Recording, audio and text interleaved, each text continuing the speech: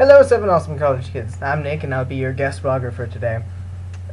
I've kind of struggled with the topic, but I think I've settled with religion.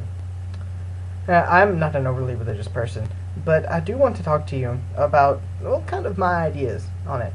I'm a theist, not an atheist, because trust me, I get asked that all the time.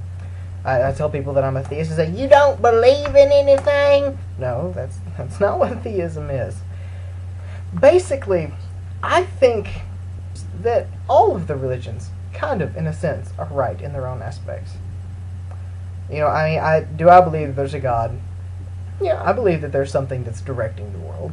I don't really think that coincidence exists. I think that if something happens, there's a reason that it happens. And, I honestly think that it comes down to, it's easier to do that. It's easier to think that bad things happen for a reason, and that good things happen for a reason. Because, Christians mostly think that, the paradise where there is no evil, and there is no sin, and no pain, and no suffering. I honestly don't think that something like that could ever exist.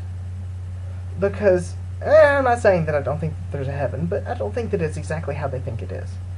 Because the way the world works, you need balance.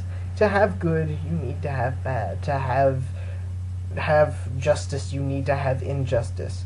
Because if every single day you have is a good day, then it's not good anymore. There's nothing to set it apart. There's nothing to make it better. Good becomes normal. I just think that, we need evil. We need malice and hatred and benediction, and we need malediction, and we need all of the other fancy words for good and evil. We need balance in the world, because that's just how it works. And, I think, for the most part, my biggest problem with overly religious people is that they try to initiate the conversation with, my idea is the right one, and if you don't believe it, then you're just gonna go to hell. I think that if you really want to convince someone to convert to your religion, don't condemn them. Don't tell them that they are terrible, terrible people and that they're going to go to hell if they don't change their ways. Threatening never really coerces people if there's not a physical violence behind it. Now, I'm not saying go out and beat the shit out of people until they convert. But I'm saying that if you want to convince somebody that your religious aspect is correct, give them a reason to, and don't just bash them. And there's a man that if you go to UT, we call him Preacher Man. He sits on various walkways where you can't avoid him, and he spouts out how we're all sinners and how we're all condemned to hell if we don't change our ways. And I honestly think it's hilarious. Because he doesn't understand the concept that faith is something that you have to come into yourself. You have to find it on your own.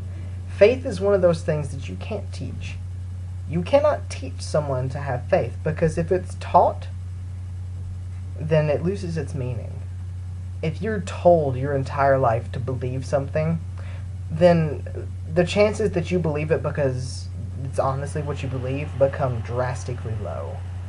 If you honestly want to believe something, then you'll come into it with time.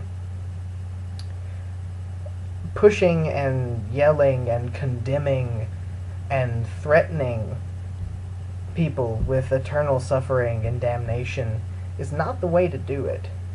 And honestly, people that try to apply the Bible to today, it doesn't make sense. You can't apply rules and regulations, I suppose, that were written thousands of years ago to a modern society. A lot of people, especially the people that talk about how being gay is a sin, clearly haven't read the Bible as much as they'd like you to believe. Because the man shall not lie with man.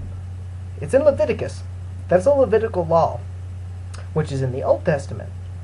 And if you read the New Testament, you find out that the Levitical laws were done away with, because later on God said, those are kind of asshole-ish. We're going to get rid of them. There's so many things in the Bible that don't make sense, and that's because half of it was taken out. There are over 100 books of the Bible stored in a vault in the Vatican. And one of them is the book of Jesus. And a lot of people say, oh, that must be a false writing. Jesus never wrote a book of the Bible. But you can't honestly tell me that if the Bible is the Word of God, that the earthly incarnation of God didn't write a book in it.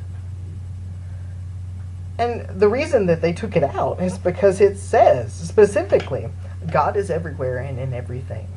You don't have to go to a church and donate money and listen to a man teach you his opinion of the Bible. You can just go out into the world and do the right thing and be a good person. And in the end, you'll be rewarded.